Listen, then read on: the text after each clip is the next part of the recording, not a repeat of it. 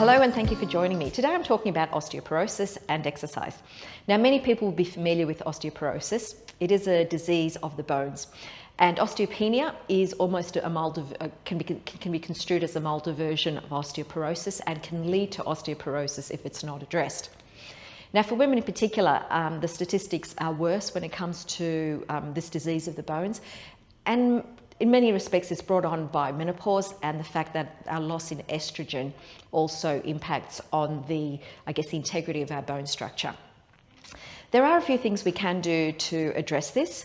Firstly is the type of exercise that we do, but also the precautions that we take in exercising to make sure that we're actually doing it to our best advantage. Now there was a time when we were told that if you have brittle bones, you really have to be a lot more careful, a bit more guarded in anything you do. So you can't do any strenuous exercise because that could just bring on a bone breakage. And look, depending on how progressed the illness is, that might be sound advice for some people where even exercise is a bit too dangerous to do. But for most people that have been diagnosed with osteopenia or osteoporosis, there is a lot that they can actually do to start to improve the density of the bones through the type of exercise they do. And the magic word is weight bearing. Weight bearing exercise, where we're actually putting a downward pressure on the ground, is the best thing we can do for it. Now, exercise like swimming and cycling, which is great for our heart rate and also great for arthritis, unfortunately doesn't actually cut the mustard when it comes to actually trying to reverse osteoporosis. So it has to be the type of exercise where we're actually putting our feet on the ground, and the more force you can actually put downwards, the better. In fact, jumping, where we're actually jumping up and down, is probably the best thing you can do because it triggers a response in your bones to make them stronger. Now, that may not be an option for some people, but one thing that has been talked about is stamping, doing some really solid stamps. It's almost, it's imagine like you've got a small cardboard box and you're just trying to totally flatten it down, and doing say 5 of these stomps on each leg each day is a good starting point. But then we come into other types of exercise. Doing some brisk walking, especially on uneven surfaces, will help. If we can do some running, if you're up to running, that's definitely very good because you've got an element of impact as you're doing it. And the other one, of course, is my favorite, which is dancing. So anything that really forces you to actually put downward pressure on your bones in an aerobic capacity is really one of the best things that you can do for warding off osteoporosis or trying to stop or reverse the signs of it. The other thing too is building muscle mass. Our bones are largely made stronger by the fact that they have to hold our muscles. So the stronger our muscles are, the more of an ongoing active role our bones have to undertake in order to actually hold us upright. So building muscle and strength training is very, very important. Now, if you already have osteoporosis, there are some precautions that you have to take when it comes to exercising because there is risk of some injuries in doing it. And I'll actually be going through this in terms of talking about some exercises that traditionally we would do and what you can do as an alternative for those. If you do not have osteoporosis, there is no reason for you not to do these movements. But if you are vulnerable, either you've been diagnosed with osteopenia or osteoporosis, you may want to be a lot more self-conscious and just be a bit more careful if attempting these types of movements. The first one is a forward bend movement, where we're essentially just creating an arch through our back, compressing ourselves through here. And this could be a movement such as a roll down, where you want to avoid doing that.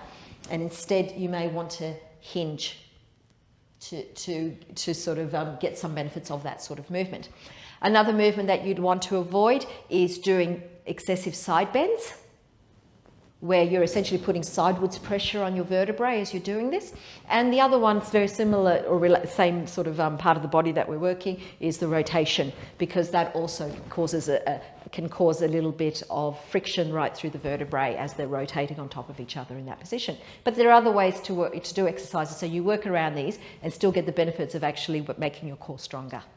We mentioned that we can't do exercises that involve curving of the back, and that would mean something like a forward bend or even doing a roll back, exercises that you'd want to avoid. But instead what you can do, say for instance in this situation, is rather than curving your back, keeping your back straight in a neutral position and hinging at the hip.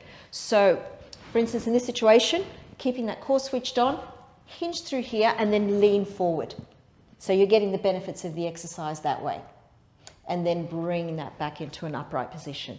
And there are a few different variations you can do this, where we could take arms up there, bring them back down, and so on. So you're still making the core muscles work quite a bit, and the spinal muscles are working quite a bit to hold you in that position, but you're not forcing the spine to curve at all when you're doing it. In this lying down position, instead of doing a curl like this, instead what you can do is bring those legs up into tabletop position, press that belly button down so that it's trying to imprint your spine into the mat, and in this position, go into it toe taps.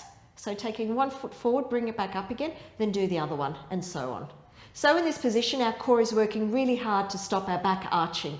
So trying to keep that spine as imprinted into the mat as you can. Another exercise that we can do, but without requiring us to lift our heads, is hundreds, a classic Pilates exercise.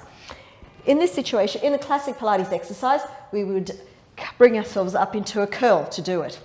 But instead of doing that, keep your head on the floor or on a small towel, which may be a bit more comfortable, and then take those legs a little bit further away. So your core is working really hard here to actually hold you in that position and to keep your spine from arching. So keep pressing that belly button down, try and keep that spine imprinted, and from here you can undertake that same exercise, still working your core quite hard, but without the need to lift your head up the floor and curl. Other than fractures in the spine, the two other areas of the body where people are vulnerable to fractures with osteoporosis are the hip joint and the wrists. So for the hip joint, doing glute exercises is very important, and also doing upright weight-bearing exercise to actually make that stronger. For the wrists though, it is an area where we have to do dedicated exercises on the ground to help to make that wrist stronger. Now if these are too difficult, you can actually start by doing variations of these against a wall or against a table or against a chair before coming down to doing them at this level on the ground. For this one, coming onto all fours. Your wrists are right under your shoulders, knees are under your hips, core is switched on so that you've got a flat back. It's like you're balancing a book on your back. And from here, we're going to start by lifting one leg off the ground, just up to hip height, and opposite arm. So imagining you're holding that book on your back, so you're not going to rotate your hip at all, and then bring those limbs back down, and let's do the opposite side. And let's keep alternating. So we're actually working quite a bit on our core strength, but also stability. So all our torso is working pretty hard here. Our next exercise is the plank. So for the plank, again, we have our wrists right underneath our shoulders, pushing our knees back so that we've got a straight line from our knees to our shoulders, or to the tip of our head. And from here, press that belly button inwards so that we're not letting our hips sag, very important, so that we don't put strain on the lower back, and holding it. So it is an endurance exercise. To make this more challenging, bring yourself up onto your toes and see if you can actually hold this for a period of time as well. I hope you found this useful and informative. If you would like some more information or to do some Pilates classes that are osteo-friendly, I am introducing some to Fit and Fabulous online, and you can find out a bit more about that in the description below. Thank you for joining me.